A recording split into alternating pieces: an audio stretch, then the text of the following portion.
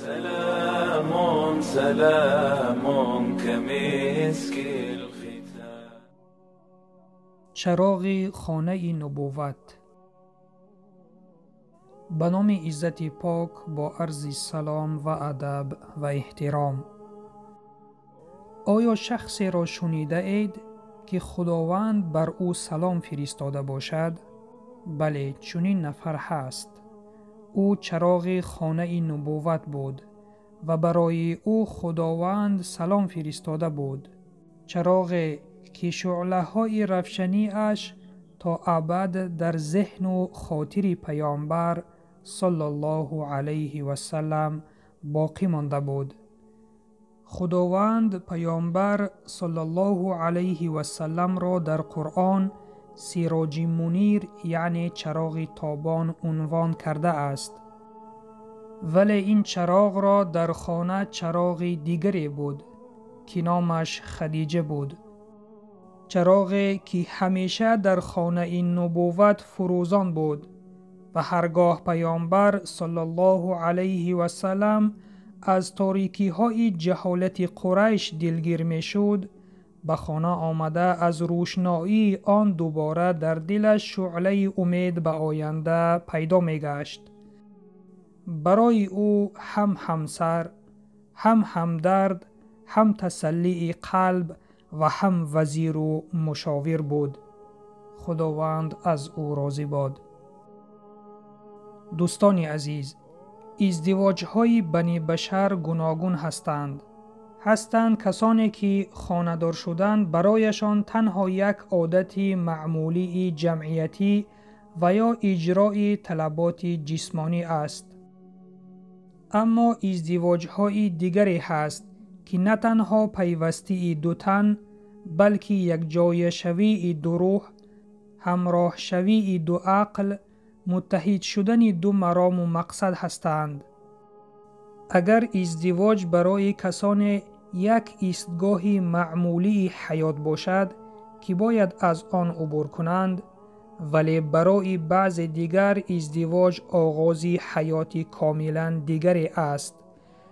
جفت‌هایی هستند که حیات عائلوی برایشان تنها درون دیوار با هم بودن است، ولی خانه‌هایی هست که جفت‌ها نه تنها با هم درون خانه بلکه درون قلبی یکدیگرند. مردان را بعضاً زنان نصیب می گردد که از اخلاق باطنی ایشان آگاه نیستند، ولی بزرگ زنان عاقله هستند که شوهر را آنگونه می شناسند که خود شوهر خودش را تا آن حد نمی شناسد. هرگاه مرد با چنین زن همراه گردد، نسبت خود شناختی عمیق‌تر، دقیق‌تر و بیشتر پیدا می کند.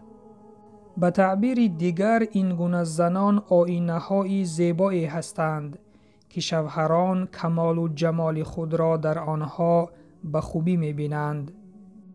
خدیجه اولین مسلمان زن، نخستین مادر مؤمنان، چه بسا نام بزرگ، چه بسا عنوان بلند و چه بسا شرفی والا، چه بسا شرفی والا. الگوی مادران، پیشوای همه زنان، رمز عقل و خرد، ملهم در روزهای رنج و درد.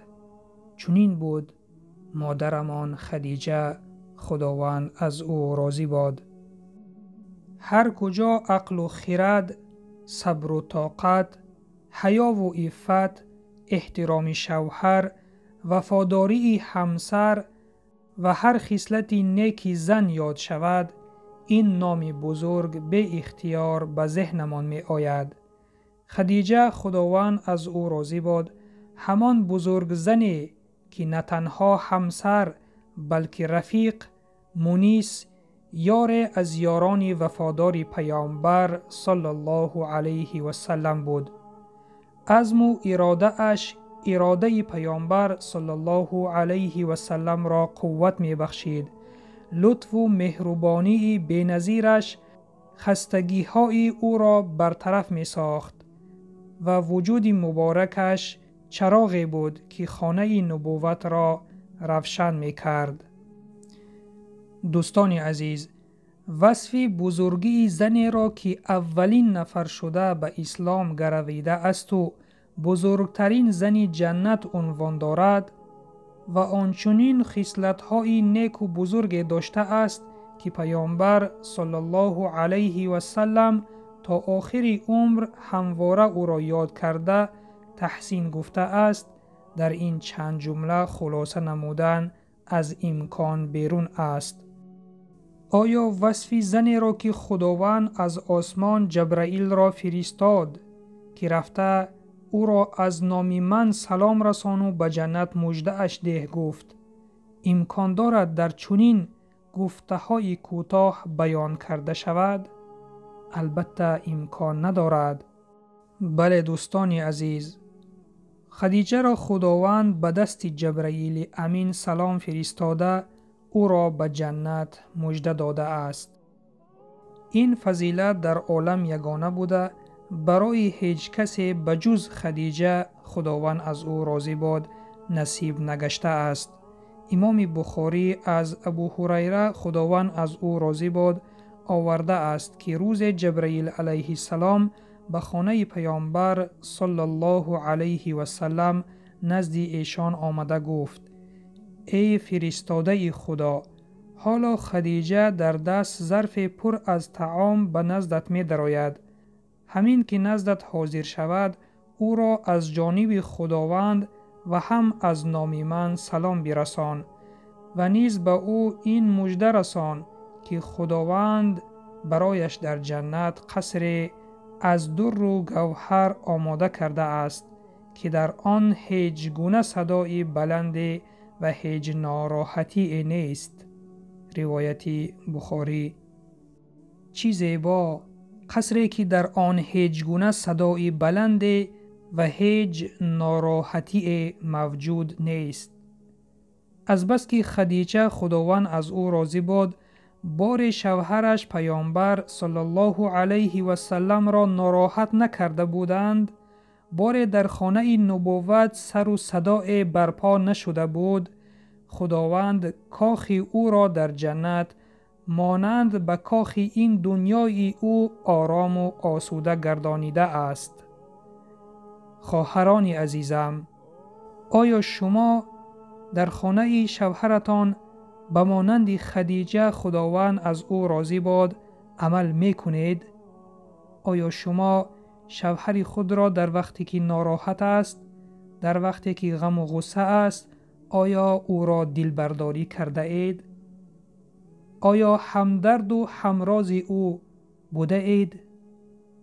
اگر همدرد و همراز بوده اید، اگر مثل خدیجه خداوند از او راضی باد بوده اید، پس خوش به حالتان و انشاءالله برای شما نیز در جنت چنین قصری آباد و آرام و بی صدا نصیب خواهد گشت.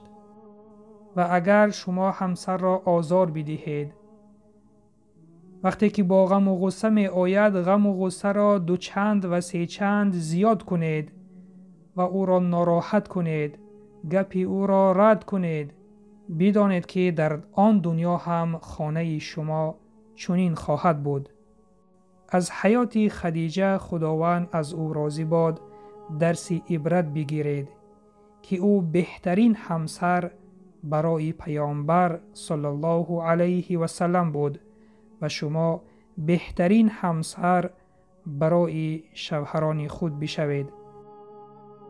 در آخر دست برداشته دعا کنیم که خداوند همه زنان مسلمان را به مانند خدیجه پاک و صالحه و خوش معامله و خوش آداب و خوش رفتار نسبت همسران خود بگرداند. خداوندا تو هستی تغییر دهنده حالتها و قلبها، پس خواهران ما را به راه راست هدایت بفرما و آنها را در راه صراط المستقیم قدم نهادن و تابع شوهر بودن، اطاعت شوهر را به جای آوردن بر آنها نصیب بگردان تا در این دنیا و آخرت خوشبختی را دریابند. اینچنین خداوندا مردان مسلمان را نیز به راه راست هدایت بفرما تا آنها از حیات پیامبر صلی الله علیه و سلم درس گرفته تابع آن حضرت باشند و سلام بر آن شخصانی که راه هدایت را پیشه گرفتند.